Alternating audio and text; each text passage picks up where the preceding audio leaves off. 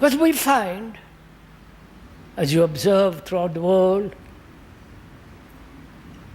very few human beings change radically.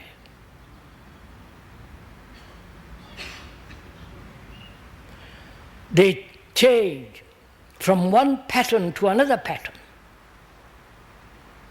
from one religious sanctions to another religious sanctions.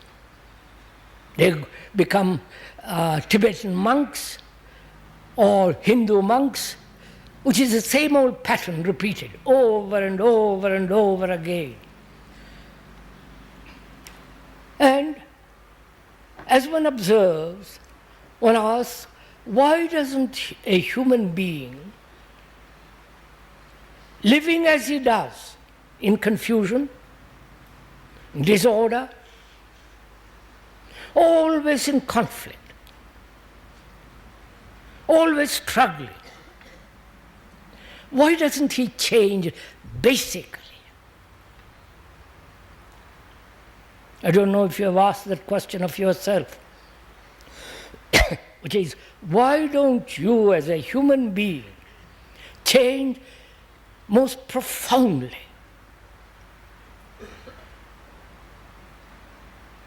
Because one sees that one must change. To change not only the society, the corruption, the misery, the confusion, all that is going on outwardly, which is contributed by our inner state, which is our confusion, our disorder, and constant effort.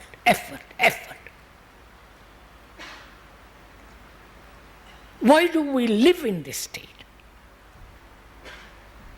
You understand my question? Why?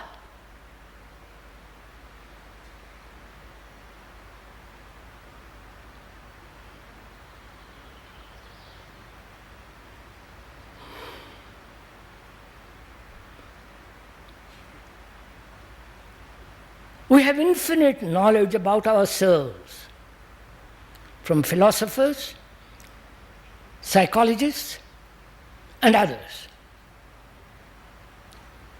There are many facts and analysis of human beings.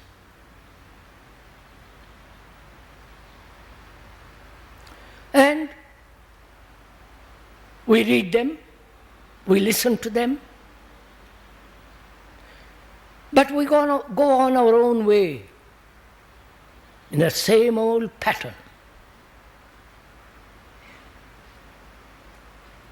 Why?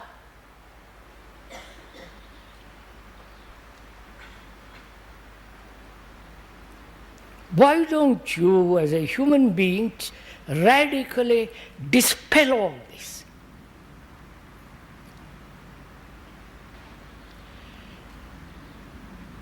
When you ask that question of yourself, you will say probably, I haven't got enough energy to battle all this.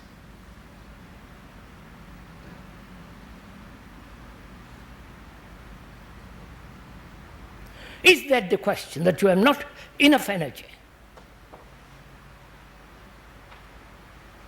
One has plenty of energy if one wants anything. If you want to climb those mountains, you climb. If you want plenty of money, you work. If you want your sexual appetites satisfied, you drive.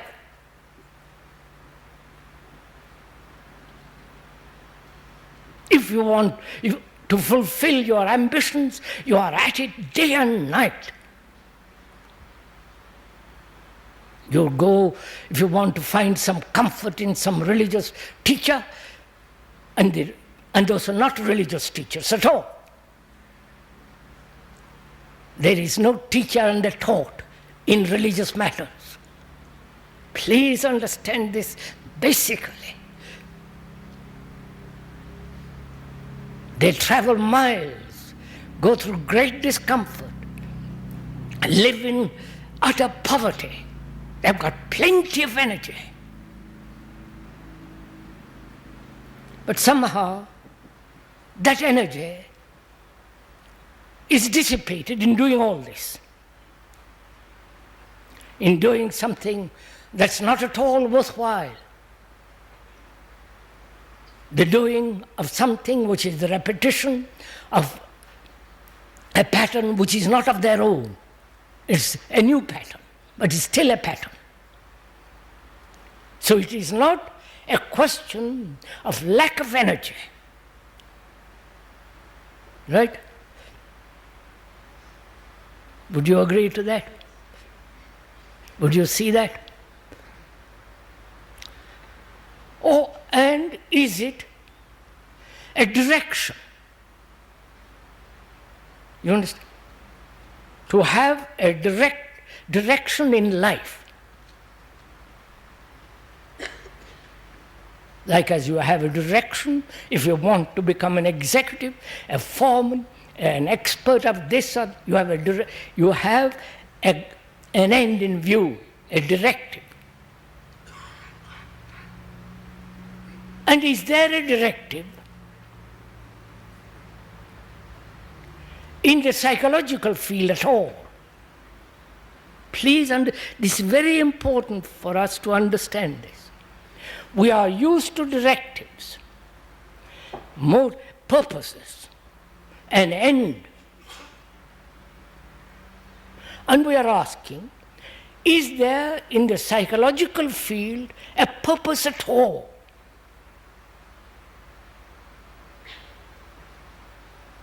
An end in view, to be satisfied, to be conquered, to be achieved.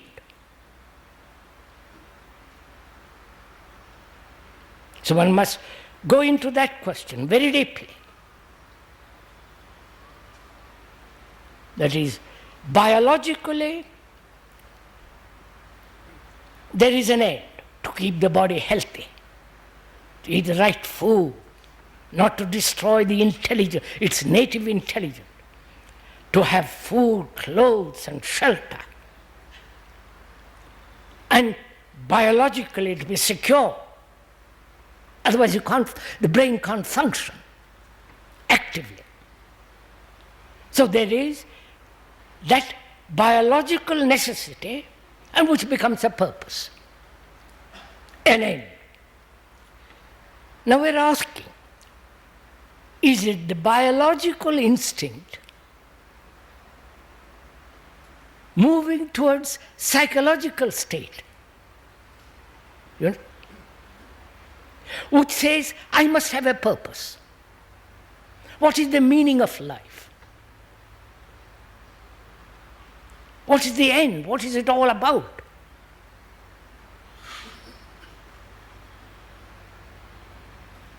So you see, biologically, it may be the movement in the psychological area. And in the psychological area, there may be no end at all. You understand? It may be our illusion, moving from one biological instinctive movement to a psychological field in which all movement is meaningless.